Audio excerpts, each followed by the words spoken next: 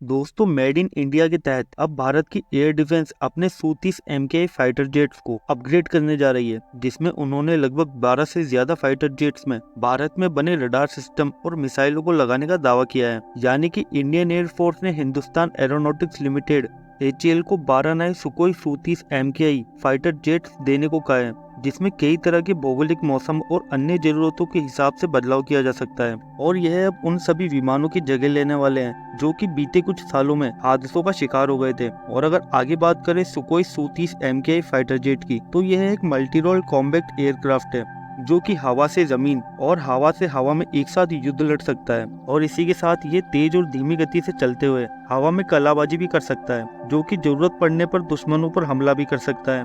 और आपको बता दें कि Su-30 MKI रूस के Su-27 की एक एडवांस वर्जन कॉपी है, जिसकी संख्या भारतीय एयरफोर्स के पास करीब 272 है, जिसमें 30 मिलीमीटर की ग्रिजेव शिपिनो ऑटोकैनन गन लगी है, जो कि 1 मिनट में 150 से ज्यादा राउंड दाग सकती है, जिसके चलते किसी भी दुश्मनों के विमान, ड्रोन और हेलीकॉप्टर बच नहीं सकते हैं। इसी के साथ इसमें 12 हार्ड पॉइंट्स लगे हैं, जिसमें 4 अलग अलग तरह के रॉकेट लॉन्चर लगा सकते हैं और साथ ही 10 तरह के बम भी लगा सकते हैं, या फिर इन सबका मिश्रण भी लगाया जा सकता है। और अगर इसमें मल्टीपल रैक्स लगाया जाए तो इसमें 14 हथियार भी लगाए जा सकते हैं। और यह कुल 8130 किलोग्राम वजन के हथियार को उठा सकता है, जिसमें भारत की सबसे घातक ब्रह्मोस मिसाइल भी लगाई जा सकती है। और भारत की इस सबसे घातक मिसाइल का अंदाजा चीन और पाकिस्तान को पहले से ही है, जो कि अधिक एडवांस और गति में किसी को भी परास्त कर सकती है, जिसकी रेंज लगभग 500 किलोमीटर तक है। और अब भविष्य में ब्रह्मोस मिसाइल को MiG-29 के हल्के लड़ाकू विमान तेजस और राफेल में भी तैनात करने की योजना चल रही है।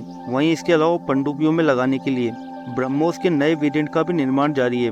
और आपको बता दें कि Su-30 MKI फाइटर जेट अकेला ही इकलौता ऐसा विमान है जिसे अलग अलग देश अपने हिसाब से ढाल सकते हैं या किसी भी तरह के बदलाव कर सकते हैं, ताकि अपने देश में भौगोलिक स्थिति के हिसाब से उसकी तैनाती कर सके। तो वहीं भारत में Su-30 MKI को भारत की HAL कंपनी बनाती है, जिसके पास इसको बनाने का लाइसेंस भी मौजूद है।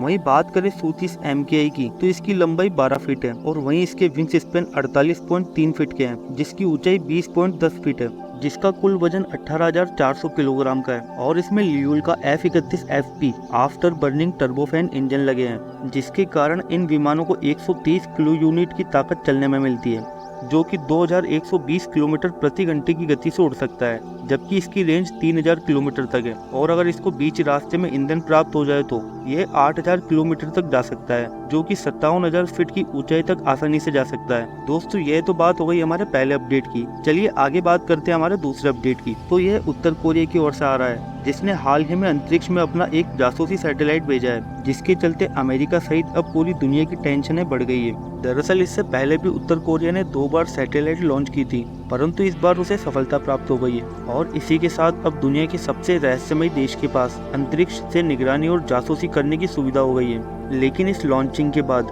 अमेरिका और उसे समर्थन करने वाले देशों को दिक्कतें हो रही हैं, क्योंकि यूनाइटेड नेशन ने उत्तर कोरिया पर सैटेलाइट लॉन्च करने पर पहले से ही प्रतिबंध लगा रखा है, परंतु उसके बावजूद भी उत्तर कोरिया ने सैटेलाइट लॉन्च कर दिया है। और इसी के साथ उत्तर कोरिया का कहना है कि उसने यह लॉन्चिंग चोलिमा 1 रॉकेट से की है, और इसी रॉकेट के जरिए मलेनियांग 1 सैटेलाइट को पृथ्वी की सतह से ऑर्बिट में तैनात किया है। और सैटेलाइट लॉन्च करने के 12 मिनट बाद ही धरती की निचली कक्षा में यह तैनात हो गया था।